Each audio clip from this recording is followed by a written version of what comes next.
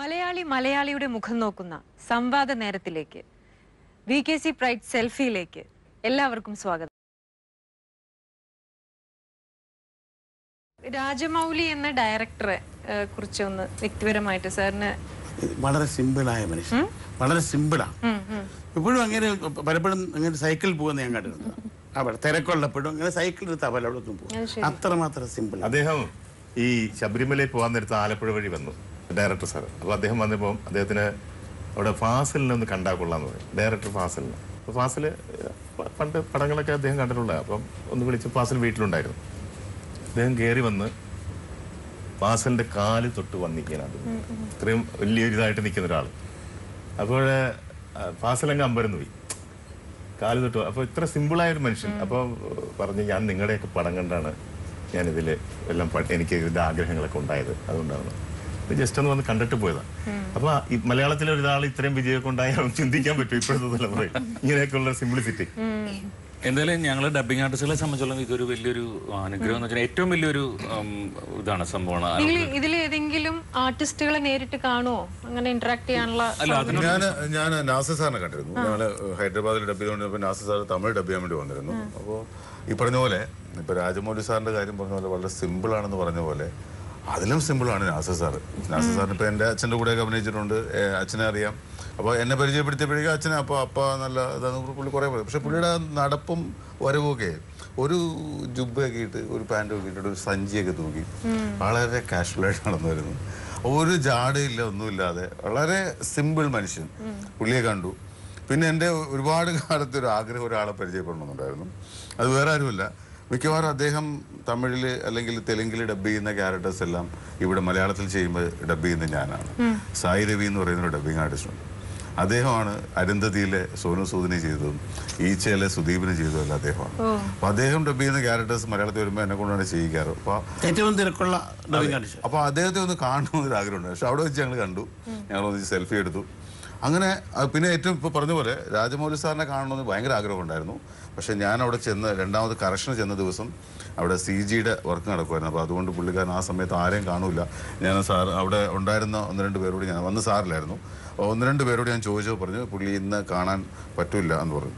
അപ്പോൾ അത് കഴിഞ്ഞപ്പോഴേക്കും ഒരാൾ ഓടി വന്നതിൻ്റെ അടുത്ത് പറഞ്ഞു, ആ നിൽക്കുന്നത് രാജമൗലി സാറിൻ്റെ വൈഫാണ്, ഞാൻ പരിചയപ്പെടുത്താമെന്ന് പറഞ്ഞ് എന്നെ വിളിച്ചുകൊണ്ട് ഈ പുള്ളിക്കാരിയെ പരിചയപ്പെടുത്തും. 15 മിനിറ്റ് എന്നോടൊന്ന് സംസാരിച്ചു. അവർക്ക് അതിൻ്റെ ഒരു കാര്യമില്ല. പക്ഷേ വളരെ ഹമ്പിളായിട്ട് വളരെ ഡൗൺ ടു എർത്ത് ആയിട്ട് സംസാരിച്ചെന്നുള്ളൂ. അപ്പൊ എനിക്ക് തോന്നുന്നു ഈ രാജമൗലി സാറ് മാത്രമല്ല സാറിന്റെ വൈഫും എല്ലാവരും വളരെ ഫാമിലി എങ്ങനെയാണ് കേരവാണി എന്ന് പറയുന്ന മ്യൂസിക് ഡയറക്ടർ ഇവര് പ്രദേശമായിട്ടുള്ള മലയാളത്തിന്റെ നേരെ ഓപ്പോസിറ്റ്. വേറെ ആരെങ്കിലും കണ്ടിരുന്നു അതിൽ ആർട്ടിസ്റ്റുകളെ ആരെങ്കിലും നേരിട്ടില്ല? ഇവിടെ പ്രൊമോഷൻ ഒക്കെ ഭാഗ്യം ശോഭിക്ക് മാത്രമേ ഉണ്ടായിരുന്നു. അതുപോലെ സാർ ഇപ്പൊ ഇത് നമ്മള് ഡബ് കഴിഞ്ഞ പ്രാവശ്യം ഇവിടെ പ്രഭാസ്, അനുഷ്ക, തമന്ന ഒക്കെ വന്നിരുന്നു, റാണ ഒക്കെ വന്നിരുന്നു. ഇതിൽ ഏത് വേർഷനാ കേട്ടത് ഡബ് ചെയ്യുമ്പോ? തമിഴാണോ തെലുങ്കാണോ? ഏതിനാ ശരിക്കും ഏതിനെ ബേസ് ചെയ്ത്? കൂടുതലും തെലുങ്ക്. അപ്പൊ തെലുങ്ക് കേട്ടിട്ട് അതുപോലെ അതാണ് കൂടുതലും നല്ലത്. സാറിന്റെ എത്രാമത്തെയാണ് ഇത് സിനിമ ഡബ്? അതറിയില്ല, 100 പടം റെക്കോർഡാത്. ഞാൻ ഒരു കാര്യം പറയട്ടെ. നേരത്തെ ചോദിച്ചില്ലേ സ്ക്രിപ്റ്റ് എഴുതുന്നത്? സാറിനെ സംബന്ധിച്ച് സാർ ഒരിക്കലും സ്ക്രിപ്റ്റ് എഴുതി വെക്കില്ല. നമ്മൾ വേറെ തമിഴ്, മലയാളം, അതായത് തെലുങ്ക് സിനിമ മലയാളത്തിലേക്ക് ഡബ് ചെയ്യുമ്പോൾ വേറെ ആൾക്കാരുടെ ചെയ്യുമ്പോൾ അവർ ഫുൾ സ്ക്രിപ്റ്റ് എഴുതി വെച്ചിട്ടുണ്ടാവും. നമ്മൾ ജസ്റ്റ് നോക്കി വായിക്കേണ്ട കാര്യം മാത്രമേ ഉള്ളൂ. പക്ഷെ സാറിനെ പടം ചെയ്യാൻ ചെന്നാൽ സാർ പേപ്പറൊക്കെ വെച്ചിട്ടുണ്ടാവും, പേനയുണ്ടാവും. പക്ഷെ ഒരു വേർഡൊക്കെ ഒറ്റ പേപ്പർ എഴുതി, A4 സൈസിന് ഒരു പേപ്പർ എഴുതി. ഇത് ഞങ്ങൾക്ക് ആർക്കും വായിക്കാൻ പറ്റൂല, സാറിന് മാത്രമേ വായിക്കാൻ പറ്റൂ. അതായത് ഞാനിത് അതിശോക്തിയായിട്ട് പറയും, സാറിന് ഇരുത്തിക്കൊണ്ടാണ് പറയുന്നത്. ഒരു A4 സൈസ് പേപ്പറിൽ ഒരു വേർഡ് ആയിരിക്കും, ഇത് ഇങ്ങനെ വരയ്ക്കും, അവിടെ കിടക്കും. ബാക്കി അടുത്ത പേപ്പർ എടുക്കും. ഒരു 10 വാക്കിൽ കൂടുതൽ സാറിന്റെ ഒരു പേജില് 10 വാക്ക് കൂടുതൽ ഉണ്ടാവില്ല. സാറിനല്ല വേറെ ആർക്കും വായിക്കാൻ പറ്റും. പക്ഷെ ഡബിങ് അങ്ങോട്ട് തുടങ്ങി കഴിയുമ്പോഴത്തേക്കും സംഭവം സാർ അത് വെറുതെ ഒരു ഫ്രെയിം ഉണ്ടാക്കി വെക്കുന്നത് എനിക്ക് തോന്നിയിരിക്കുന്നത്. വെറുതെ ഒരു ഫ്രെയിം ഉണ്ടാക്കി ചെയ്തില്ലെങ്കിൽ നേരത്തെ എഴുതിണ്ടാക്കുന്ന ഈ ക്വാളിറ്റി കിട്ടുക. അതുപോലെ ട്രാൻസ്ലേറ്റ് ഇത് ചെയ്യുമ്പോ സാറിന് ഏറ്റവും എന്താ പറയാ, ഈ ബാഹുബലി 2 ചെയ്തപ്പോ ഏറ്റവും വെല്ലുവിളി നേരിട്ട അല്ലെങ്കിൽ വൈകാരികമായി ബുദ്ധിമുട്ട് ഒക്കെ തോന്നിയ രംഗം ഏതാണ്? വൈകാരികമായി ആവേശമായിരുന്നു. ഇത് ഏറ്റവും നന്നാക്കി എടുക്കണം, ഒരു മാസ്റ്റർ പീസ് പക്കാർക്കണം എന്നുള്ള ഒരു സീൻ ചെയ്യാൻ വേണ്ടി ടൈം കൂടുതൽ എടുക്കുമോ? അല്ലെങ്കിൽ എടുത്തിട്ടുണ്ട്. ഒരുപാട് സീനിൽ നമ്മൾ കൂടുതൽ സമയം എടുത്തിട്ടുണ്ട് നന്നാക്കാൻ വേണ്ടി. അത്രേ ഉള്ളൂ. ഇപ്പം നാസറിന്റെ ഒക്കെ ക്യാരക്ടർ കൂടുതൽ നന്നാക്കാൻ തെറ്റെന്ന് പറയുന്ന ആ ഭാഗമൊക്കെ കുറേ നേരം എടുത്ത് നമ്മൾ ഇംപ്രവൈസ് ചെയ്താണ്. പിന്നെ ഈ എപ്പോഴും ഒരു ഡബിങ് പടം എന്ന് പറയുമ്പോൾ പ്രൊഡ്യൂസറുടെ ഭാഗത്തു നിന്നുള്ള ഒരു സഹകരണം അത് മുഖ്യമായ കാര്യം. ഈ പടത്തിനെ സംബന്ധിച്ചുള്ളും കഴിഞ്ഞോടും ബാഹുബലിയുടെ ഫസ്റ്റ് പാർട്ടും അതെ, സെക്കൻഡ് പാർട്ടും അതെ. രാജു മുറ്റത്ത് എന്ന് പറയുന്ന മലയാളം പ്രൊഡ്യൂസറാണ്. ഒരുപാട് പടം ചെയ്തിട്ടുണ്ട്. ആ കൂട്ടത്തിൽ പ്രമേരമൊക്കെ അദ്ദേഹത്തിൻ്റെ. അദ്ദേഹമാണ് ഇതിൻ്റെ കോർഡിനേറ്ററായിട്ട് ഞങ്ങളെയൊക്കെ ബന്ധപ്പെടുത്തിയത്. എന്നെ ഈ കമ്പനിയുമായിട്ട് ബന്ധപ്പെടുത്തിയത് അദ്ദേഹത്തിൻ്റെ ഒരു പരിപൂർണമായ സഹകരണം, ബെറ്റർമെന്റിനുള്ള ആവേശം. തീർച്ചയായിട്ടും രാജേട്ടന് നല്ലൊരു കൈയടി.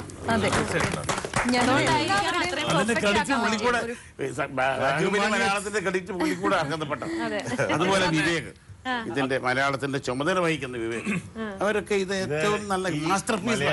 സിനിമയിൽ ഒരുപാട് സിനിമകളുടെ ഹിറ്റ് സിനിമകൾക്ക് ടോക്ക് ഷോ നടത്താറുണ്ട്. അതെല്ലാം ആർട്ടിസ്റ്റിനെ മാത്രം വെച്ചുകൊണ്ടുള്ള ടോക്ക് ഷോ ആണ്.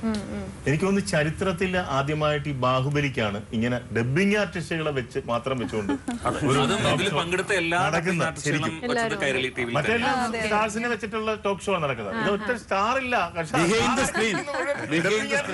നിങ്ങളെയാണ് ഞങ്ങൾ കാണുന്നത് കട്ടപ്പയായിട്ടും ശിവകാമിയായിട്ടും ബൽവാൽദേവൻ എല്ലാരും. ആസ് എ ഡബിംഗ് ആർട്ടിസ്റ്റ് വലിയൊരു ഭാഗ്യമാണ്. കാരണം ഒരുപാട് പടങ്ങളിലൊന്നും ഞാൻ ഡബ് ചെയ്തിട്ടില്ല. ചെയ്തിട്ടുള്ളതിനകത്ത് നല്ലത് ചെയ്യണേന്ന് നമുക്കൊക്കെ പ്രാർത്ഥനയല്ലേ. നമുക്കൊരു പാഷൻ ഉണ്ടാവുമ്പോ അതിലും നല്ലത് ചെയ്യണേന്ന്. ഇതിലും നല്ലത് സ്വപ്നങ്ങളിൽ മാത്രം എന്നൊക്കെ പറയുന്ന പോലെ അത്രയും നല്ലൊരെണ്ണം ചെയ്യാൻ പറ്റി. അതില് രാജു മല്ലിക് സാറിന് പ്രത്യേകം ലാസ്റ്റ് പോർഷനില് മരിച്ചു കിടക്കുന്ന പോർഷനില് അമ്മയെ നോക്കിക്കൊള്ളണേ എന്ന് പറയുന്ന ഒരു ഡയലോഗ് ഉണ്ട്. ആ പോർഷൻ ചെയ്യുമ്പോൾ രാജചേട്ടൻ പുറയിൽ നിന്ന് വിളിച്ചു പറയും, അത് നിങ്ങൾ മര്യാദക്ക് ചെയ്യണം, ഇല്ലെങ്കിൽ തിയേറ്ററിൽ നിന്ന് ആൾക്കാർ ഇറങ്ങി പോകുമ്പോൾ ആളുകളുടെ ഉള്ളിൽ അതുണ്ടാവണം എന്ന് പറഞ്ഞ് ഭയങ്കര നിർബന്ധിച്ചു. അമ്മയെ നോക്കിക്കൊള്ളണേ, അത്രേ ഉള്ളൂ. എന്റെ അമ്മയെ അത് ഓരോ ആംബിയൻസ് ആ ഒരു ഫീലില് കുത്തുകൊണ്ട് മരിക്കാൻ പോകുന്ന സമയത്തുള്ള ഒരു ഫീലാണ്. അപ്പൊ ആ പ്രഭാസ് ചെയ്തു വെച്ചിരിക്കുന്ന ആ ഒരു ഫീലിലേക്ക് നമ്മൾ അങ്ങ് എത്തിപ്പെടുകയാണ്. അങ്ങനെ ചെയ്തൊരു ഇതാണ് അമരേന്ദ്ര ബാഹുബലിയുടെ ഒരു ലെങ്തി ഡയലോഗ് നമുക്കൊന്ന് കേൾപ്പിക്കാമോ ഏതെങ്കിലും? അമരേന്ദ്ര ബാഹുബലിയായ ഞാൻ മകൾമതി പ്രജകളുടെ ജീവനും സമ്പത്തും അഭിമാനവും സംരക്ഷിച്ചു കൊള്ളാമെന്ന്, ജീവത്യാഗം ചെയ്യാൻ മടിക്കില്ല എന്ന് രാജമാതാ ശിവകാമി ദേവി സാക്ഷിയായി പ്രതിജ്ഞ ചെയ്യുന്നു. ഈ പോർഷനാണ് രാജമൗലി ഡയറക്ടർക്ക് ഇഷ്ടപ്പെട്ടത്. ഓക്കെ. എനിക്ക് തോന്നുന്നു പ്രൊഡ്യൂസറും അത്രയും ഇതിനു വേണ്ടി പെയിൻ എടുത്തോണ്ടാണ് ഈ സിനിമ അത്രയും. അല്ല, നോർമൽ ഡബിംഗ് ഫിലിംസ് അങ്ങോട്ട് ഡബ് ചെയ്തോന്നുള്ള ആയിരിക്കാം ഒരു പക്ഷേ. അല്ല, അത് മാത്രമല്ല, ഇപ്പൊ അവിടെ ഡബ് ചെയ്തപ്പോ നമ്മളെ ഈ ഡബിംഗ് ആർട്ടിസ്റ്റുകൾ ഒരുപാട് സ്ട്രെയിൻ ചെയ്യിക്കാതെ കഷ്ടപ്പെടുത്താതിരിക്കാൻ നോക്കി. കാരണം ഇതിനകത്ത് ഒരുപാട് അലർച്ചയും കാര്യങ്ങളും. ഇപ്പൊ ഞാൻ നേരത്തെ ഞാൻ ചെയ്ത സാധനം തന്നെ ആക്ച്വലി അത് എൻ്റെ അടുത്ത് പറഞ്ഞു, ശോഭ അത് എടുക്കണ്ട, കാരണം അത് തമിഴായാലും തെലുങ്കായാലും ഹിന്ദി ആയാലും എല്ലാം ഹതപ്രവേര എന്നേ പറയുള്ളൂ. അതുകൊണ്ട് നമുക്ക് അത് വെക്കാം, ഒറിജിനൽ വെക്കാം, ശോഭ വെറുതെ സൗണ്ട് കളയണ്ടെന്ന് പറഞ്ഞു. പക്ഷെ ഞാൻ രണ്ടാമത് കറക്ഷന് പോയപ്പോൾ എൻ്റെ മനസ്സിൽ അത് ഇങ്ങനെ ഒരു ഇത്രയും ഞാൻ ചെയ്തിട്ട് അത് മാത്രം ഞാൻ ചെയ്യാതെ പോകാന്ന് പറയുമ്പോഴേക്കും എനിക്കൊരു വല്ലാതെ കിടന്നു.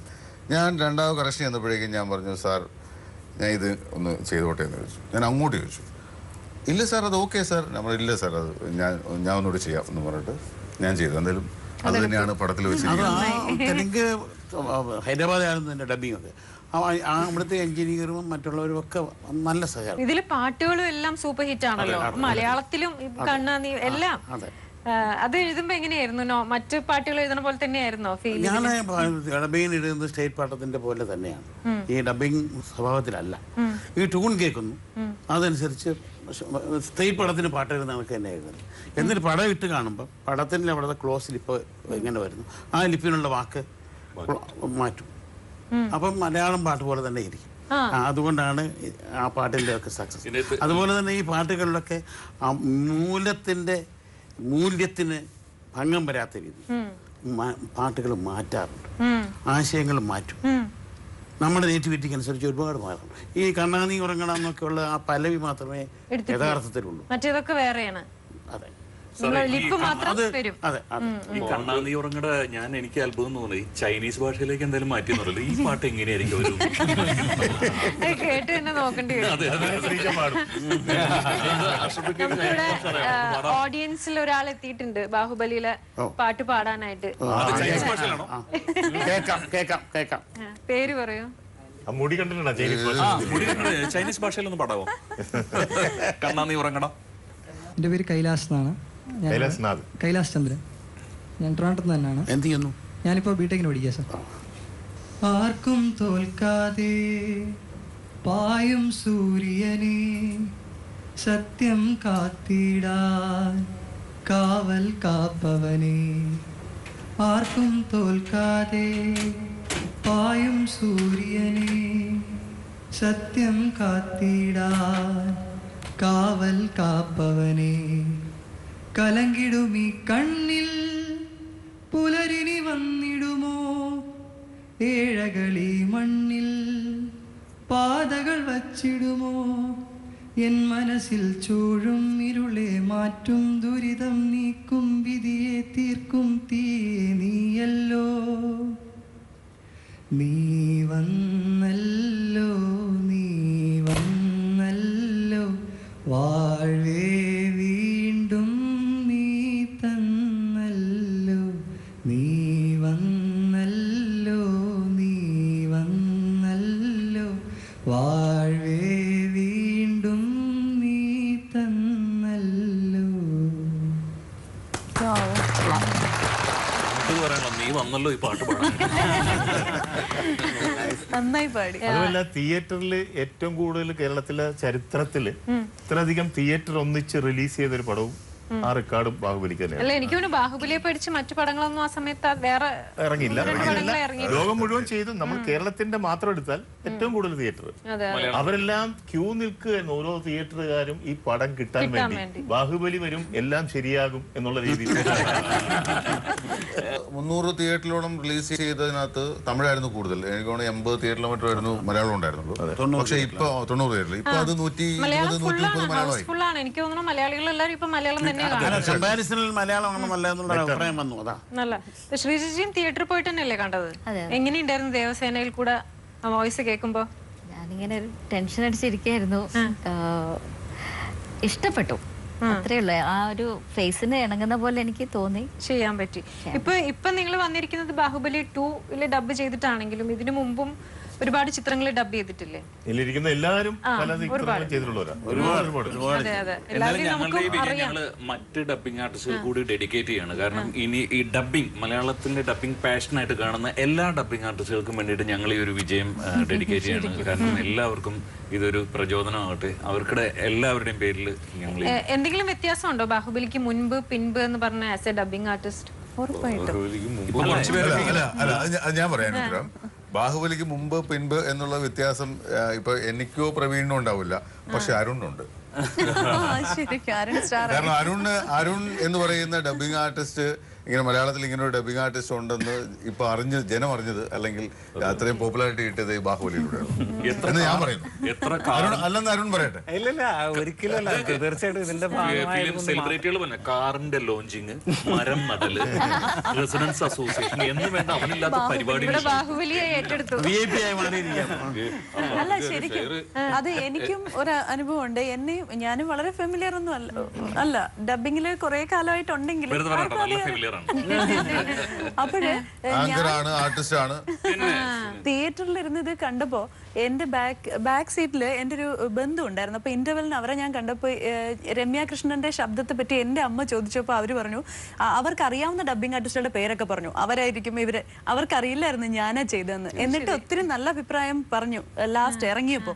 ഓ നന്നായിരുന്നു, അതാണ് എനിക്കൊരു അവാർഡായിട്ട് തോന്നി. എന്നിട്ട് ഞാൻ പറഞ്ഞു ഞാനാ ഡബ് ചെയ്തെന്ന് പറഞ്ഞപ്പോ കണ്ണൊക്കെ നിറഞ്ഞിട്ട് അതെയോ നീ ഡബിംഗ് ആർട്ടിസ്റ്റ് അല്ലേ എന്നൊക്കെ പറഞ്ഞു. ശരിക്കും അതെനിക്കൊരു അവാർഡ് പോലെ തോന്നി. എന്റെ പേര് പറഞ്ഞില്ല. ഇപ്പൊ ഇതിനു മുമ്പ് ചെയ്ത സിനിമകളിൽ ഇപ്പൊ ഇത് വിടല്ല, അതിൽ നിന്ന് ആലോചിക്കുമ്പോ നിങ്ങൾക്ക് ഏറ്റവും ഇഷ്ടപ്പെട്ട നിങ്ങൾ ചെയ്തതില് ഏതായിരുന്നു? ചേച്ചിന്ന് തുടങ്ങാം. ചൈൽഡ് ആർട്ടിസ്റ്റ് സൗണ്ട് കൊടുത്തിട്ടില്ലേ ചേച്ചി? ശാലിനി. ഞങ്ങക്ക് വേണ്ടി അതൊന്ന് ചെയ്യാമോ? നമ്മളൊരു പാട്ട് പാടുവോ? മോന്റെ പേരെന്താ ചോദിക്കാൻ മറന്നുപോയി. പാടുവോ? ആ ഏട്ടനെ പോലെ പാടാൻ പറ്റൂല. ആണോ?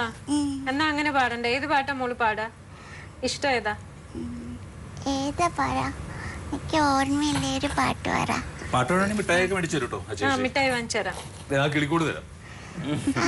അത് ഞാൻ നേരത്തെ ചോദിക്കാതെ വെച്ചേക്ക. അത് തരുവോ? അത് സ്വന്തം? അത് തരുവോ?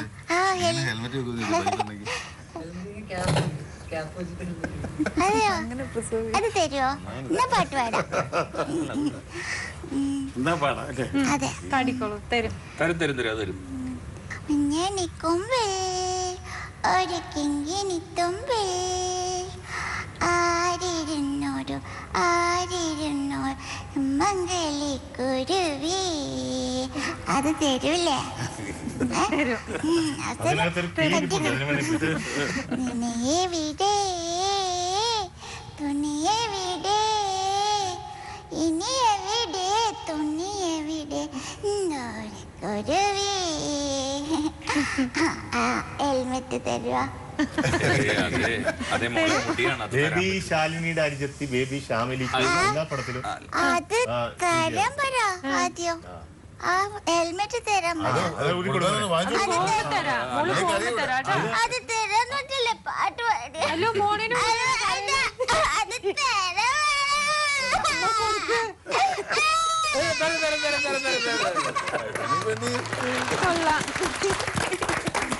അത് ഞാൻ ഇപ്പൊ കൊണ്ട് തരുന്നു എന്റെ കൈലാസ് അച്ഛന് നിർത്താൻ. അരുണിന്റെ കാര്യം പറഞ്ഞ പോലെ നമുക്ക് ഈ 5 വിരലിൽ ഏതാണ് നമുക്ക് ഇഷ്ടപ്പെട്ട വിരലെന്ന് ചോദിച്ചാൽ നമുക്ക് പറയാൻ പറ്റില്ല. അച്ഛന് വേണ്ടി ചെയ്തിട്ടുണ്ടോ ഡബ്? അച്ഛന് വേണ്ടി ചെയ്തിട്ടുണ്ട്. 2 സിനിമയ്ക്ക് വേണ്ടി ചെയ്തിട്ടുണ്ട്. അച്ഛന് വേണ്ടി പാട്ടും പാടിയിട്ടുണ്ട്. അങ്ങനെ സിനിമയിൽ പിന്നണി ഗായകനാകാനുള്ള ഒന്ന് പാടാമോ? അയ്യോ, അല്ല അത് 2 പേരും മതി. ആകെ 4 വരേ ഉള്ളൂ. ഡയലോഗ് പറഞ്ഞിട്ട് പാടിയാലും മതി. അല്ലെങ്കിൽ അല്ല, ഓഗസ്റ്റ് ക്ലബ് എന്ന് പറഞ്ഞ സിനിമയ്ക്ക് വേണ്ടിയിട്ടായിരുന്നു. അച്ഛന് വേണ്ടി ശബ്ദം കൊടുത്ത ഞാനാണ്. അപ്പോൾ ആ സിനിമയിൽ അച്ഛൻ പാടാൻ വേണ്ടി വെച്ചിരുന്ന പാട്ടാണ് അത്. ഞാൻ ഡബ് ചെയ്യാൻ പോയപ്പോൾ പാടിയെന്നുള്ളതേ ഉള്ളൂ. ഇപ്പൊ ഞാൻ പറഞ്ഞില്ല, നമുക്ക് ആദ്യമായിട്ട് നമുക്കൊരു സംഭവം കിട്ടുക, അല്ലെങ്കിൽ ആദ്യമായിട്ട് നമ്മളെ തിരിച്ചറിയുക എന്ന് പറയുന്നതാണ് നമുക്ക് ഏറ്റവും ഇഷ്ടം, അല്ലേ? ബാലേട്ടൻ എന്ന സിനിമയാണ് ശോഭി തിലകൻ എന്ന ഡബ്ബിംഗ് ആർട്ടിസ്റ്റ് മലയാള സിനിമയിൽ ഉണ്ടെന്ന് ജനങ്ങൾക്ക് ബോധ്യമായി കൊടുക്കണം. എനിക്ക് ആദ്യമായി സംസ്ഥാന സർക്കാരിന്റെ അവാർഡ് കിട്ടുന്നത് പഴശ്ശിരാജയാണ്. ആ പഴശ്ശിരാജയ്ക്കും കാരണമായത് മങ്കൊമ്പ് സാറാണ്. കാരണം ഹരിഹരൻ സാറിലേക്ക് എന്നെ എത്തിച്ചത് മങ്കൊമ്പ് സാറാണ്, ശരത് കുമാറാണ്. കാരണം അതിനകത്ത് എനിക്ക് ഏറ്റവും വലിയ സന്തോഷം എന്ന് പറയുന്നത് മലയാള സിനിമയിലെ ഒരു കൂട്ടം ലെജൻഡുകൾ ഒന്നിച്ചു ചേർന്ന ഒരു പടമാണ്. MT സാറിന്റെ കൈകൊണ്ട് തൂലികയിൽ അതുകൊണ്ട് എഴുതിയ ഡയലോഗാണ് നമ്മൾ പറഞ്ഞത്. ഹരിഹരൻ സാർ എന്ന് പറയുന്ന ഇന്ത്യൻ സിനിമയിലെ തന്നെ ലെജൻഡായിട്ടുള്ള ആള്, മമ്മൂക്ക, അച്ഛൻ, ദാസേട്ടൻ, റസൂൽ പൂക്കുട്ടി, അങ്ങനെ ഒരു കൂട്ടം ആൾക്കാർ. അപ്പൊ അവരെല്ലാം കൂടിയ ഒരു സിനിമയിലൂടെ ആദ്യമായി എനിക്ക് സംസ്ഥാന സർക്കാരിന്റെ അവാർഡ് കിട്ടുക എന്ന് പറയുന്നത് ഒരിക്കലും നമുക്ക് മനസ്സിൽ നിന്ന് മാറ്റി വിടാൻ പറ്റില്ല, അല്ലെങ്കിൽ നമ്മുടെ നെഞ്ചോട് ചേർത്ത് വെക്കുന്ന ഒരു കാര്യമാണ്. അപ്പൊ അതാണ് എന്റെ ഇഷ്ടങ്ങൾ. അങ്ങനെ ഒരുപാട് സിനിമകളുണ്ട്. ഏകദേശം എനിക്ക് തോന്നുന്നു 500 പടങ്ങളോളം ചെയ്ത് കഴിഞ്ഞെന്ന് തോന്നുന്നു. എണ്ണിയിട്ടില്ല, അതുകൊണ്ടറിയില്ല. ശരത് കുമാറിന് ഇത്ര ഇഷ്ടപ്പെടാൻ കാര്യം ശോഭയുടെ സൗണ്ട് തന്നെ. അപ്പൊ അതില് അച്ഛന് വേണ്ടി പാടിയ പാട്ട് ഡയലോഗൊന്നും ഞാൻ നമുക്ക് ഓർമ്മ നിൽക്കൂല. ഒരുപാട് ഡബ് ചെയ്യുന്നതുകൊണ്ട് ഓർമ്മ നിൽക്കൂല.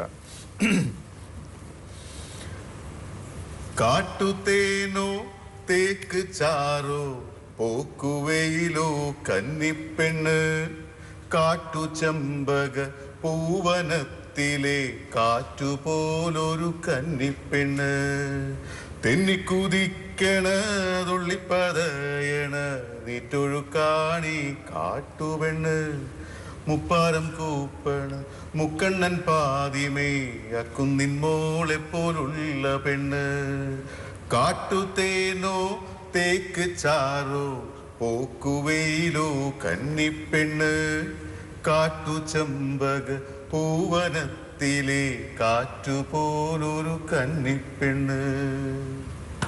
4 വരെയും പണി. ഡയലോഗില്ല. ജോസേട്ടന് ഏറ്റവും സ്ട്രൈക്ക് ചെയ്തത് ഇതുവരെ ചെയ്തതില് ഈ ക്യാരക്ടർ അല്ലാതെ? ഡാം 999 ഞാൻ രജത് കപൂർ സാറിന് വേണ്ടി ചെയ്തിട്ടുണ്ട്.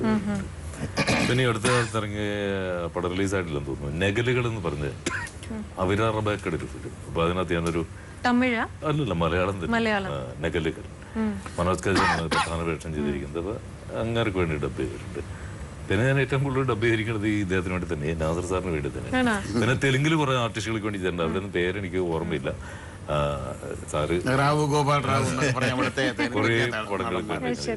ഈ പിങ്കളദേവൻ അല്ലാതെ അങ്ങനെ നമ്മളെ സ്ട്രൈക്ക് ചെയ്ത ഏതെങ്കിലും ഉണ്ടോ? സ്ട്രൈക്ക് ചെയ്ത് ഞാൻ പറഞ്ഞ നെഗലുകൾ എന്ന് പറഞ്ഞ ഈ ഫിലിമില് ചെയ്തിരിക്കുന്നത് മലയാളത്തിന് വേണ്ടി മലയാളമാണത്.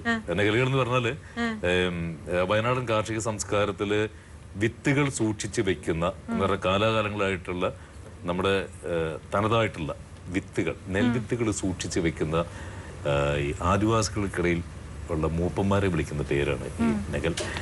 ആ സംസ്കാരവുമായിട്ട് ശരി. വേറെ നമ്മൾ കേട്ട് വേറെ കേട്ടുപടിയത് ഓഗസ്റ്റ് 12 എന്ന് പറഞ്ഞൊരു പടം. അതിനകത്ത് ഒരു പോലീസ് ഓഫീസർക്ക് ഡബ് ചെയ്തിട്ടുണ്ട്. പിന്നെ അങ്ങനെ എനിക്കങ്ങനെ ഇഷ്ടപ്പെട്ടതെന്ന് പറഞ്ഞത് സാറിന്റെ കൂടെ തന്നെ ഞാൻ കോമഡി നമ്മുടെ തമിഴ്നാടൻ അങ്ങേർക്ക് വേണ്ടി ഇങ്ങനെ ഒരു 3 വയസ്സ് കോമഡി അത് ഓർമ്മയുണ്ടോ? അയ്യോ ഡയലോഗ് വർഷങ്ങളൊക്കെ കൊണ്ട് ചെയ്തത്. ജോസി കവിയാണ്, നാടകകൃത്താണ്, ലൗഡ് സ്പീക്കറിന്റെ കഥാകൃത്ത് കൂടെ. ലൗഡ് സ്പീക്കർ എന്ന പടത്തിന്റെ കഥാകൃത്ത്. അങ്ങനെ സർവകലാ വല്ലഭനാണ്. അതെ അതെ, അതിനൊരു കയ്യടി. ഞാൻ പറഞ്ഞല്ലോ ഡബിങ്ങില് ഞാൻ ഒരുപാട് പഴയ കാലത്ത് PJ80 ജയൻ മരിച്ച ജയൻ മരിച്ച ശേഷം കോളിളൊക്കെ ഉൾപ്പെടെയുള്ള എല്ലാ പടത്തിന്റെ എന്റെ ശബ്ദത്തിലൂടെ വെളി വന്നത്. രജനീകാന്തിന് ചെയ്തിട്ടുണ്ട്. ഇപ്പൊ ഇതുപോലത്തെ സ്പെഷ്യൽ കേസിനൊക്കെ വിളിക്കുന്നത്. അപ്പൊ ഈ പടം കഴിഞ്ഞപ്പോ ഡബ് ചെയ്ത് കഴിഞ്ഞപ്പം മങ്കൊമ്പേട്ടൻ എന്നോട് പറഞ്ഞു, അഷ്റഫേ ഞാൻ വിചാരിച്ചു നിങ്ങളുടെ ശബ്ദമൊക്കെ പഴയതിനെ മാറിക്കാണും, ഒരു വ്യത്യാസം കാണും, പക്ഷെ അതുപോലെ അന്നത്തെ പോലെ തന്നെ ഉണ്ട് എന്നൊരു കോംപ്ലിമെന്റ്. അതൊന്നുമില്ല. പക്ഷെ എനിക്ക് ചെയ്തതില് ഇപ്പം തിലകൻ ചേട്ടന്റെ കാര്യം പറയപ്പോഴാണ് ഓർമ്മ വന്ന ആ സംഭവം. സ്ഫടികം എന്ന മോഹൻലാൽ ചിത്രത്തില് ഒരു കൂട്ടിലൊരു മൈന ഇട്ടിട്ടുണ്ട്, മൈന. അപ്പൊ ഈ തിലകൻ ചേട്ടൻ അങ്ങോട്ടും ഇങ്ങോട്ട് പോകുമ്പം കടുവ കടുവ കടുവ എന്ന് വിളിക്കും. അത് ഇന്ന് എനിക്ക് ചെയ്യാൻ പറ്റില്ല. പക്ഷേ അത് ചെയ്തതാണ് വലിയൊരു ചാലഞ്ചിങ് ആയിട്ട് വന്നത്. ആ സൗണ്ട് കറക്റ്റ് കിളിയുടെ മാച്ച് ചെയ്ത സൗണ്ട് ആയിട്ട് ഞാൻ അന്ന് ചെയ്തിരുന്നത്. അത് എന്റെ ശബ്ദത്തിലൂടെ അത് വെളി വന്നത്. അത് ഈ തൊണ്ടേന്നല്ല എടുത്ത ഞാൻ ഈ കവിള് വെച്ചിട്ട് ഇങ്ങനെ ഏറ് നിറച്ചിട്ട് അതിൽ കൂടെ ഇങ്ങനെ പറയുന്നതായിരുന്നു. മനസ്സിലായില്ല? അത് എനിക്ക് ഇവിടെ പറ്റുന്നില്ല. ഇപ്പം ഇച്ചിരി വണ്ണം കൂടി ഇപ്പോഴും ഇവിടെ. രജനീകാന്തിന്റെ ചെയ്യാമോ? അല്ല, അതൊക്കെ അന്ന് മലയാളത്തിലേക്ക് ഡബ് ചെയ്ത ഗർജനം എന്നൊരു പടത്തിന് അങ്ങനെ ചെയ്തതാണ്. അല്ല, നമുക്ക് വേണ്ടി ചെയ്തു കഴിഞ്ഞല്ലോ ഒരുപാട്. 80% പരസ്യചിത്രങ്ങൾക്കെല്ലാം ഉള്ള ശബ്ദമാണ് മലയാളികൾ എന്നാലും ഞാൻ ഒന്നുകൂടി എല്ലാവർക്കും കല്യാൺ സിൽക്സ്, കൊച്ചി, തൃശൂർ, പാലക്കാട്. മുടിയിഴകൾക്ക് പട്ടിന്റെ തിളക്കവും മൃദുത്വവും ധാത്രി ദീദി ഷാംപൂ. പുതിയ ക്യൂട്ടിക്കുറ ബ്യൂട്ടി ബാത്ത്, ഒലിവ് ഓയിലിന്റെയും പ്രിംറോസ് ഓയിലിന്റെയും മൃദുല സ്പർശം മറക്കാൻ കഴിയുമോ? ഇതൊക്കെ എക്സ്പ്രഷൻ ഇടണോ അല്ലേ? ഒരു പ്രത്യേകത എന്ന് പറഞ്ഞാൽ ഈ 20 സെക്കൻഡ് ആഡ് ഒക്കെ ചെയ്യുമ്പോ, റേഡിയോ ഇതൊക്കെ ചെയ്യുമ്പോ പ്രവീൺ ചേട്ടൻ ഒറ്റ ശ്വാസത്തിൽ അത് പറഞ്ഞു തീർത്ത് 18 സെക്കൻഡോളം കൃത്യമായിട്ട് പറയും. അത് രസകരമായ സമയം. പണ്ടത്തെ കാലത്ത് സ്പൂളിലായിരുന്നു റെക്കോർഡിങ്. അപ്പൊ അന്ന് നമ്മുടെ ഇപ്പോഴത്തെ പോലെ ഇങ്ങനെ കട്ട് ചെയ്ത് പേസ്റ്റിങ് അങ്ങനെ നടക്കില്ല. അപ്പൊ പണ്ട് MSc കാലത്തിട്ട് കൊപ്രപ്പിണ്ണാക്കെന്ന് പറഞ്ഞൊരു ഇതുണ്ടായിരുന്നു. അപ്പൊ ഈ പൂവാലി പശുവിന്റെ വാല് കണ്ടു, അതിനെ പാല് കിട്ടി എന്നൊക്കെ പറഞ്ഞൊരു പാട്ടും ജിങ്കിളുണ്ട്. ഇത് കഴിഞ്ഞ് ഈ ഇത് പാട്ട് കഴിഞ്ഞിട്ട് നമ്മുടെ പശുക്കളുടെ ആരോഗ്യത്തിനും കൂടുതൽ കൊഴുപ്പുള്ള പാലിനും MSc കാലത്തിട്ട കൊപ്രപ്പിണ്ണാക്ക്. ഇത് കഴിഞ്ഞ് പശു സന്തോഷം കൊണ്ടാണോ വിശപ്പ് കൊണ്ടാണോ അറിയില്ല, ഒരു കരയുന്ന കരച്ചിലുണ്ട് പശുവിന്റെ. അപ്പൊ ഈ പശുവിന്റെ കരച്ചിൽ CD-ന്ന് ഇങ്ങോട്ട് എടുത്തിടും, ഇത് പോകും, CD-ന്ന് പിന്നെ എടുത്തിടും. അപ്പൊ അത് 15 സെക്കൻഡ് ആവും. അപ്പൊ ഈ റേഡിയോയിൽ വരുമ്പോൾ അവരത് കട്ട് ചെയ്ത് കളയുമല്ലോ. അപ്പൊ അന്ന് ഞാൻ മിമിക്രി ആർട്ടിസ്റ്റും കൂടെ ആയതുകൊണ്ട് ഇങ്ങനെ പ്രോഗ്രാമിന് പോകാനായിട്ട് തിരക്ക് പിടിച്ച് നിൽക്കുന്ന സമയത്ത് ഇങ്ങനെ വന്നു. ഒരു രക്ഷയില്ല, ഇത് ഇങ്ങനെ കൂട്ടി വയ്പ്പിച്ച് 20 സെക്കൻഡിൽ നിൽക്കണില്ല. അപ്പൊ പറഞ്ഞു മറ്റേ പൂവാലി പശുവിന്റെ പാട്ടിടാൻ പറഞ്ഞു അവസാനം സഹിയിട്ട്. അപ്പൊ ഒരു പൂവാലി പശുവിന്റെ പാട്ടിട്ടു. അത് കഴിഞ്ഞിട്ട് പശുക്കളുടെ ആരോഗ്യത്തിനും കൂടുതൽ കൊഴുപ്പുള്ള പാലിനും MSc കാലത്തിട്ട കൊപ്രപ്പിണ്ണാക്കും. നമ്മൾ തന്നെ പശുവിന്റെ സൗണ്ട് വിട്ട് അതൊന്ന് രക്ഷപ്പെട്ടിട്ടുണ്ട്. ഇങ്ങനെയൊക്കെയായിരുന്നു നമ്മുടെ ഈ ഇതിലേക്കുള്ളൊരു. എനിക്കിപ്പോ ഈ നമ്മുടെ കപാലി സിനിമയെ കണ്ടു കഴിയുമ്പോഴത്തേക്കും രജനീകാന്ത് എന്ന് പറഞ്ഞ ഇത്രയും പവർഫുൾ ആയിട്ടുള്ളൊരു നടനാണ്. അപ്പൊ ഈ രജനീകാന്തിന്റെ കപാലിലെ ഡയലോഗ് ഞാൻ ഒന്ന് അവതരിപ്പിക്കാം. தமிழ் படங்கள்ல மறுகு வச்சுக்கிட்டு மீசை முறுக்கிட்டு லுங்கி கட்டிக்கிட்டு நம்பியாரு ஹே கபாலி அப்படின்னு சொன்ன உடனே குறிஞ்சு சொல்லுங்க அப்படி வந்து நிப்பாரு. அந்த மாதிரி கபாலின்னு நினைச்சேடா. കബാലിഡ. ഇനി ഇതേ ഡയലോഗ് തന്നെ ഇപ്പൊ രജനീകാന്ത് ഇത്രയും പവർഫുൾ ആയിട്ട് ചെയ്തു. രജനീകാന്ത് എൻ്റെ ഒരു ഭാവനയിൽ ഇത് കമലഹാസനായിരുന്നെങ്കിൽ നമ്മൾ പടങ്ങളിൽ ഇങ്ങനെ മറുക് വെച്ച് കെട്ടി മീശ മുറുക്കെട്ടി ലുങ്കി കെട്ടിക്കിട്ട് നമ്പ്യാർ കബാലി அப்படின்னு சொன்ன உடனே குனிஞ்சு சொல்லுங்க எதமா அப்படி ஒண்ணு இப்ப அந்த மாதிரி கபாலின்னு நினைச்சாடா കബാലിടാ. പിന്നെ തൃശ്ശൂർക്കാർ പറയണ്ടോ? തൃശ്ശൂർക്കാർ പറഞ്ഞൊന്നുമില്ല. ഇതൊക്കെ ഒരു പിന്നെ നമ്മുടെ MS തൃപ്പൂണിത്തറ അദ്ദേഹം ജീവിച്ചിരുന്നപ്പോഴും അദ്ദേഹത്തിന്റെ മരണശേഷവും അദ്ദേഹത്തിന് വേണ്ടിയിട്ട് ഒരുപാട് സിനിമകളിൽ ഡബ് ചെയ്തിട്ടുണ്ടായിരുന്നു. അപ്പോൾ മിമിക്രിയിൽ ഞാൻ ഒരുപാട് ഇമിറ്റേറ്റ് ചെയ്തിട്ടുള്ള ഒരു വ്യക്തിയാണ് അദ്ദേഹത്തെ. അപ്പോൾ മിമിക്രിയിലുള്ള ഒരു വ്യത്യാസം സിനിമയിൽ അദ്ദേഹത്തിന് വേണ്ടി ഡബ് ചെയ്യുമ്പോഴുള്ള ഒരു വ്യത്യാസം ഞാൻ എൻ്റെതായ ഭാവനയിലൊന്നും ചെയ്യും. മിമിക്രിയിലെ എക്സാജറേഷൻ ആയിരുന്നു. എന്താണോ പ്രേമാന്ദ്ര തന്നെ കണ്ടിട്ട് എന്താണോ ഇത്, ഇത്രയും ഒരു എക്സാജറേഷൻ ആയിരുന്നെങ്കിൽ ഇത് സിനിമയിൽ അദ്ദേഹത്തിന് വേണ്ടി ഡബ് ചെയ്തപ്പോൾ എക്സാജറേഷൻ പറയും ഫീലിങ്സ് ആയിരുന്നു കൂടുതൽ ആവശ്യം. അതിങ്ങനെയായിരുന്നു: ഭാഗീരഥി, ചില പ്രത്യേക കാര്യങ്ങൾ നിന്നിൽ നിന്നും ഞാൻ മറച്ചു വെച്ചു. ബോംബെ മഹാരാജ്യത്ത് വിമാനം എന്ന് പറഞ്ഞൊരു സാധനം ഉണ്ടല്ലോ, അവിടെ നിന്ന് ഇങ്ങോട്ട് കണ്ണട തുറക്കാനും പാളെത്തിക്കൊള്ളും. കപാലിയുടെ ഡയലോഗ് മമ്മൂട്ടിയാണ് പറഞ്ഞെങ്കിൽ ഏനിരിക്കും നോക്കുന്നു. തമിഴ് പടങ്ങളിൽ ഇങ്ങനെ മറുക് വെച്ച് കെട്ടി മീശയെ മുറുക്കെട്ടി லுங்கியை கட்டிக்கிட்டு நம்பியாரு கபாலி அப்படின்னு சொன்ன உடனே குனிஞ்சு சொல்லுங்க எஜமா அப்படி ஒண்ணு பாரு. அந்த மாதிரி கபாலின்னு நினைச்சியாடா, கபாலிடா. 2006 ഞാൻ തുടങ്ങുന്നത്. അത് കഴിഞ്ഞിട്ടിപ്പോൾ 2008 ഞാൻ മടമ്പി അത് ചെയ്തു. അതിനുശേഷം ഈ ഡബിങ് ചെയ്തതുകൊണ്ട് തന്നെ എനിക്ക് ചെയ്യാൻ പറ്റിയ ഒരു കാര്യമാണ്, യേശുദേവനും സാത്താനും ഞാൻ ഡബ് ചെയ്തിട്ടുണ്ട്. ഒരു സിനിമയിൽ യേശുദേവന് വേണ്ടിയിട്ട് ഞാൻ ഡബ് ചെയ്തിട്ടുണ്ട്. അതുപോലെ തന്നെ സെയിൻ ട്രാക്കുള എന്ന് പറഞ്ഞ രൂപേഷ് പോളിന്റെ പടം, അത് മലയാളത്തിൽ ചെയ്തപ്പോൾ സാത്താനെ ഞാനാണ് ചെയ്തത്. അങ്ങനെ ഒരു 2 ക്യാരക്ടറും ചെയ്യാനുള്ളൊരു ഇത് എനിക്ക്. അയ്യോ ഇല്ല, അതൊക്കെ സത്യം പറഞ്ഞാൽ ഈ പടത്തിന് ഇപ്പൊ ഇത് സ്ഥിരമായിട്ട് കുറെ ദിവസം പറഞ്ഞുകൊണ്ട് നമുക്ക് ഓർമ്മയുള്ള ഡയലോഗുകളാണ്. ഇങ്ങനെ ഓർമ്മ അങ്ങനെ കിട്ടുന്നില്ല ഡയലോഗ്. ഈ പടം ശരിക്കും പറഞ്ഞാൽ എല്ലാവരും മലയാളികളും ലോകം മുഴുവനും ഏറ്റെടുത്തൊരു പടമാണ്. ഇതിനെതിരെ വരുന്ന വിമർശനങ്ങളെ എങ്ങനെയാണ് നിങ്ങൾ കാണുന്നത്?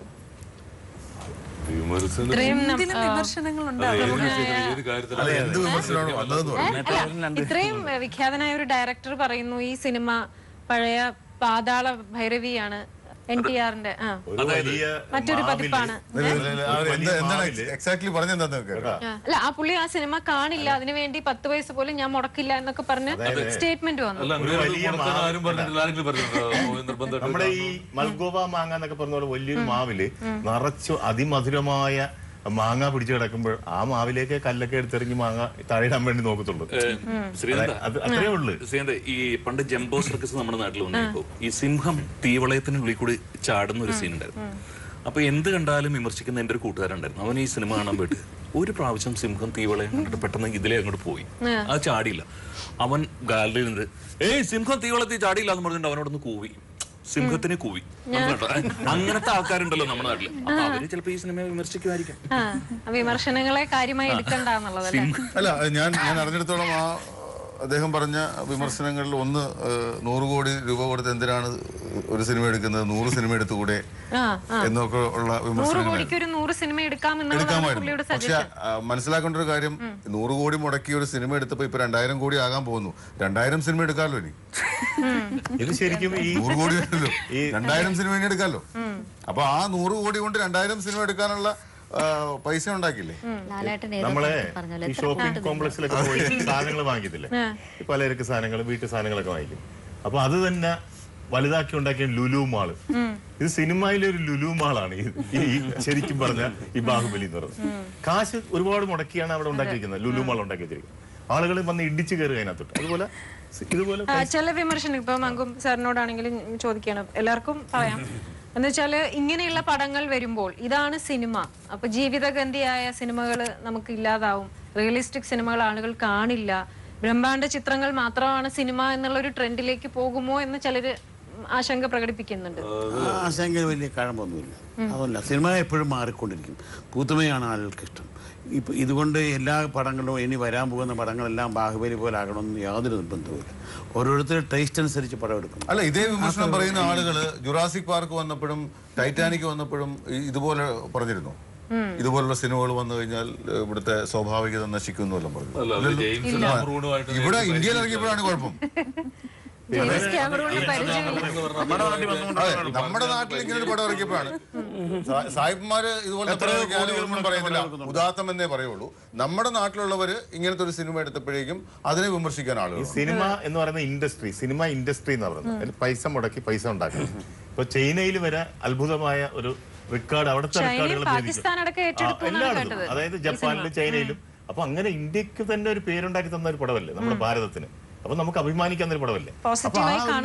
അതെ, നമ്മൾ അനുമോദിക്കുക എന്നുള്ളതല്ലാതെ ആക്ഷേപിക്കുകയല്ല. കാരണം ഈ മലയാളം പടങ്ങളിലെ യുദ്ധവും പ്രണയവും ഒക്കെ നമ്മൾ കാണുന്നുണ്ട്. പക്ഷെ അതിന്റെ ടെക്നിക്കൽ സൈഡില് ഒരു അമ്പുകൾ ഇങ്ങനെ വന്ന് വീഴുന്നത് കാണുന്നുണ്ട്. അതിന്റെ ടെക്നിക്കൽ സൈഡ് പെർഫെക്ഷൻ ആയിട്ട് കാണിച്ചിട്ടുള്ള ഏത് പടമുണ്ട് ഇതുവരെ ഉള്ളതിൽ? അതെ, ബാഹുബലിയിലെ നമുക്ക് വിശ്വസനീയമായി തോന്നുന്ന രീതിയിൽ ഗ്രാഫിക്സ് വർക്കിലൂടെ ഒക്കെ ചെയ്തിരിക്കുന്ന സാധനങ്ങൾ ഒരു ക്യാമറ കൊണ്ട് മാത്രം എടുക്കാൻ പറ്റിയൊരു കാര്യമല്ല. ഒരു ക്യാമറയിൽ നമുക്ക് അങ്ങനത്തെ ഒരു വിഷ്വൽ എഫക്റ്റ് നമുക്ക് കിട്ടണമെങ്കിൽ അതിന് ഗ്രാഫിക്സിന്റെയും ക്യാമറയുടെയും ആർട്ടിസ്റ്റുകളുടെ എല്ലാം ഒരു സഹകരണം വേണം. അപ്പോൾ ഒരു ഡയറക്ടർ എന്ന നിലയ്ക്ക് ഇത് എങ്ങനെ ഷോട്ട് വെച്ചാൽ നമുക്ക് അങ്ങനെ എടുക്കാമെന്ന് ചിന്തിക്കണ്ടേ പുള്ളി. അദ്ദേഹം അങ്ങനെ ചിന്തിച്ചാലേ ഓരോ ഷോട്ടും എടുക്കാൻ പറ്റുള്ളൂ. ആ ഷോട്ടിൽ നമുക്ക് ഇങ്ങനെ ഗ്രാഫിക്സ് ചെയ്ത് ഇങ്ങനെ ആക്കാം എന്ന് പുള്ളിയുടെ തലയിൽ ഉദിക്കണം വേണ്ടേ. അതിന് ഒരുപാട് ഡിപ്പാർട്ട്മെന്റുകളുണ്ട്. ആർട്ടും എല്ലാ ഡിപ്പാർട്ട്മെന്റുകളും ചേർന്ന് അവർ ക്രോഡീകരിച്ച് കൊണ്ടുവന്നിട്ടാണ് അത്രയും ബുദ്ധി ഉപയോഗിച്ചും അത്രയും കഷ്ടപ്പെട്ടും എടുത്തൊരു സാധനമാണ്. അതിനെ നമ്മൾ അപ്രീഷിയേറ്റ് ചെയ്യണം. തീർച്ചയായിട്ടും. അഭിപ്രായ സ്വാതന്ത്ര്യം എല്ലാവർക്കും ഉണ്ടല്ലോ. അപ്പൊ ഈ അഭിപ്രായം ഒരാൾ പറഞ്ഞു, ഒരാളുടെ അഭിപ്രായം കൊണ്ട് ഒരു സിനിമ കാണാതിരിക്കുന്ന പ്രേക്ഷകരോ കാണുന്ന പ്രേക്ഷകരോ ഇല്ല. അത് നല്ലതാണ് എന്ന് പൊതുവായ ഒരു അഭിപ്രായത്തിന്റെ പുറത്താണ് എല്ലാവരും പോകുന്നത്. ജനങ്ങൾ അങ്ങനെ കയറാതിരിക്കില്ല. വേറൊരു കാര്യമുണ്ട്, മലയാള സിനിമയില് ഇത് ഇത്രയും കോടി രൂപ മുടക്കിയ ഒരു സിനിമ എടുക്കുക. അപ്പൊ എനിക്ക് തോന്നുന്നു പഴശ്ശിരാജ പോലൊരു സിനിമ അത്രയും കോടി മുടക്കിയെടുത്താൽ അത് തിരിച്ചു കിട്ടുമോ എന്നുള്ളൊരു ആശങ്ക ഇവിടുത്തെ പ്രൊഡ്യൂസേഴ്സിനുണ്ട്. പക്ഷേ ഇപ്പൊ ബാഹുബലി ഒരു ഡബിംഗ് സിനിമയായിട്ട് കൂടി കേരളത്തിൽ നിന്ന് മാത്രമായിട്ട് 100 കോടിക്ക് മുകളിൽ കളക്ട് ചെയ്തിരിക്കുന്നു.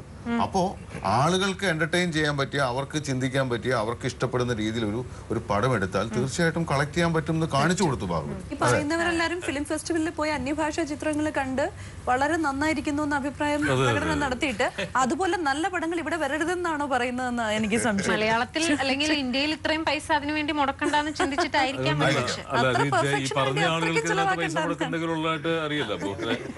അഭിപ്രായം പറയുന്ന അർത്ഥം എന്തായിരിക്കുന്നത്? എന്തെങ്കിലും അർത്ഥമുണ്ട്? അതിനൊരു അർത്ഥമൊന്നുമില്ല. വേറൊരാൾ പണം മുടക്കുന്നു, മാന്യമായിട്ട് ആർട്ടിസ്റ്റുകളെ സഹകരിപ്പിച്ച് കുറെ വർഷങ്ങളിലെ കഠിനാധ്വാനം കൊണ്ടാണ് ഇത് ചെയ്ത് വെച്ചിരിക്കുന്നത്. ഇത് വെറുതെ ഡബ് ചെയ്ത് ഞങ്ങൾക്കറിയാം അതിന്റെ കഠിനാധ്വാനം. അപ്പൊ ഈ പടം ഇത് ഇങ്ങനെ റിലീസ് ചെയ്യുന്നതിന് വേണ്ടി അവർ എന്തുമാത്രം കഷ്ടപ്പെട്ടിട്ടുണ്ട്. എത്ര രാത്രി, എത്ര പകലുകള്, ഏതെല്ലാം നിമിഷങ്ങള് അല്ലെ, എന്തുമാത്രം ടെൻഷൻ അനുഭവിച്ചിട്ടുണ്ട്. അപ്പൊ അവരെ അതിനകത്ത് ബ്ലെയിം ചെയ്യുക, അത് കുറ്റപ്പെടുത്തുക എന്ന് പറയുന്നത് എന്താ, നമ്മള് റിയലിസ്റ്റിക് ആയിട്ടുള്ള പടങ്ങള് വിജയിക്കുന്നില്ല. അത് ആരിവിടെ റിയലിസ്റ്റിക് ആയിട്ടുള്ള പടം ചെയ്യണതാരാ? ആര് ചെയ്യുന്നു?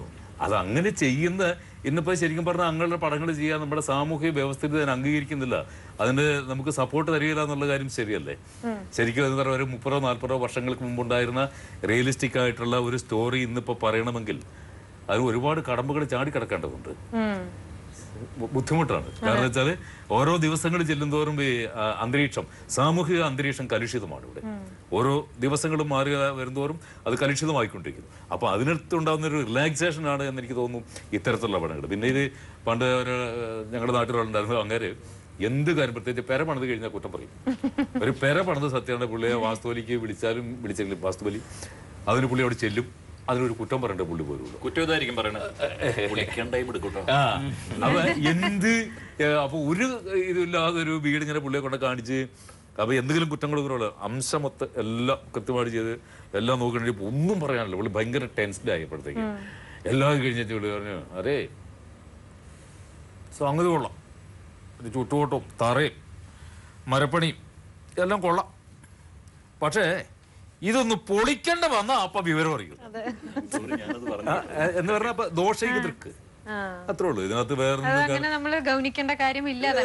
അല്ല, അതിന് മറുപടി വേറെ കൊടുക്കുന്നുണ്ട്. ഇതിന്റെ ആളുകൾ തന്നെ മറുപടി കൊടുക്കുന്നുണ്ട്, ഇപ്പൊ കൊടുത്തുകൊണ്ടിരിക്കുന്നുണ്ട്. പല യൂട്യൂബിലൊക്കെ ഇതിന് മറുപടി വന്നു അല്ലേ.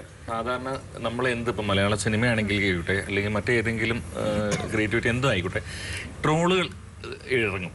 എന്തെങ്കിലും ഒരു ചെറിയ മൈന്യൂട്ട് ഒരു പ്രോബ്ലം, ഒരു മിസ്റ്റേക്ക് അവർക്ക് അതിൽ കണ്ടുപിടിക്കാൻ സാധിച്ചാൽ അവരത് ട്രോൾ കൊണ്ട് അഭിഷേക്.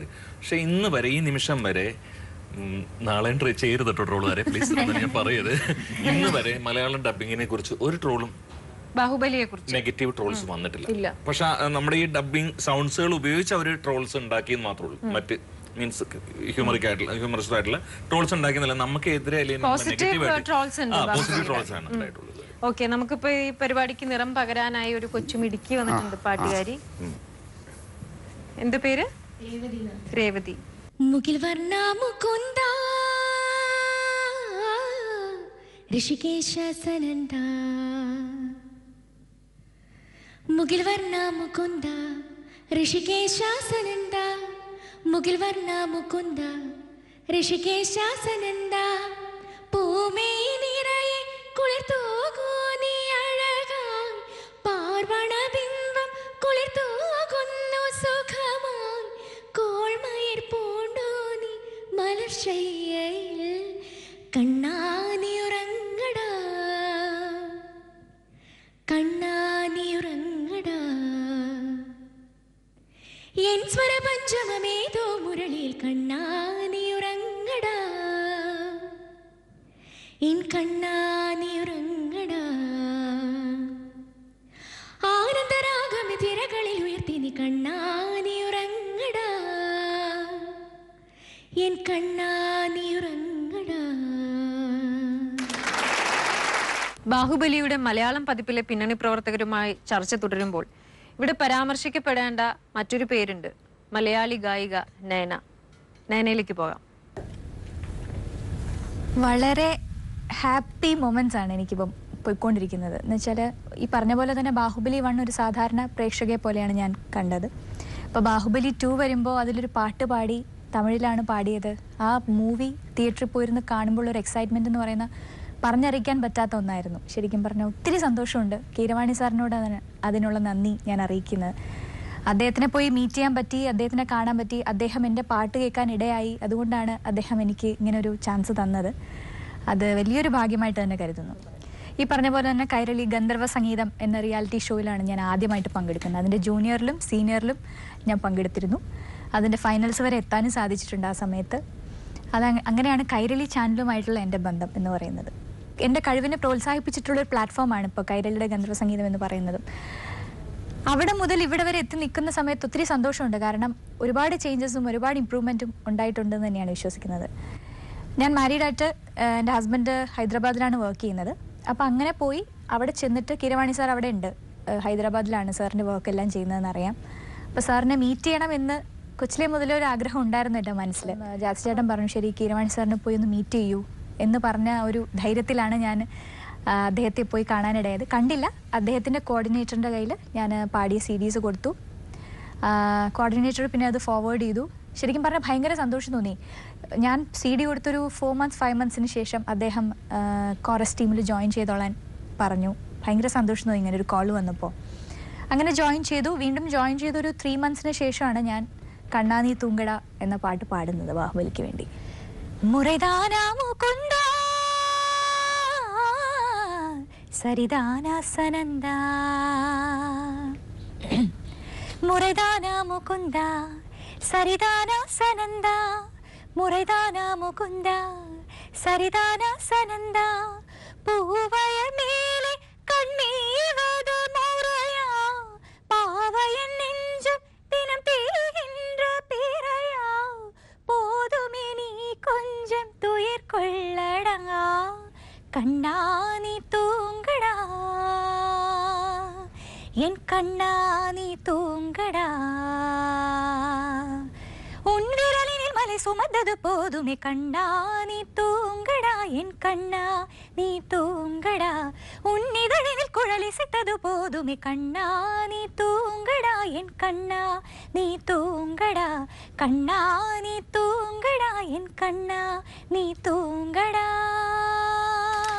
ഈ സിനിമയിൽ സ്ത്രീ ശാക്തീകരണം പല സ്ഥലത്തായിട്ട് നമുക്ക് ഈ സിനിമയിൽ ഫീൽ ചെയ്യും. ശിവകാമിയുടെ ആണെങ്കിലും ദേവസേനയുടെ ആണെങ്കിലും ക്യാരക്ടറിൽ. ചേച്ചിക്ക് അത് ചെയ്യുമ്പോൾ അത് ഫീൽ ചെയ്തിരുന്നോ? അഭിമാനം തോന്നിയോ ചെയ്യുമ്പോൾ? തീർച്ചയായിട്ടും. അത്രയ്ക്കും ഒരു ധൈര്യമുള്ള അങ്ങനെയുള്ളൊരു ക്യാരക്ടർ ഞാൻ ഇതുവരെ ചെയ്തിട്ടില്ല. അത് മൊത്തത്തിൽ അത് ഇപ്പോൾ അവർ ചെയ്ത ക്യാരക്ടർ ആണെങ്കിലും ഞാൻ ചെയ്ത ക്യാരക്ടർ ആണെങ്കിലും അത്രയ്ക്കും ഒരു വീരവനിതയ്ക്ക് ശബ്ദം കൊടുക്കാൻ പറ്റിയത് വലിയൊരു ഭാഗ്യം. എനിക്ക് വളരെയധികം ഇഷ്ടപ്പെട്ടു. ശിവഗാമിക്കോ? സ്ത്രീ ശാക്തീകരണം തന്നെയാണ് ശരിക്കും. അതുകൊണ്ട് തന്നെ നമുക്ക് കുറച്ചുകൂടി പവർഫുൾ ആയിട്ട് അത് ചെയ്യണം എന്ന് തന്നെ തോന്നി. അത്രയൊരു ഈ പറഞ്ഞ പോലെ തന്നെ ധീര വനിതയായിട്ടല്ലേ നമുക്ക് അത് ഫീൽ ചെയ്യുന്നത്. ശിവഗാമി ദേവി എന്ന് പറഞ്ഞാൽ വേറൊരു ഫേസ് നമുക്ക് ഉണ്ടോ എന്ന് തന്നെ അറിയത്തില്ല. അത് അവർ അഭിനയിക്കണം എന്ന് നമുക്ക് തോന്നുന്നില്ലല്ലോ.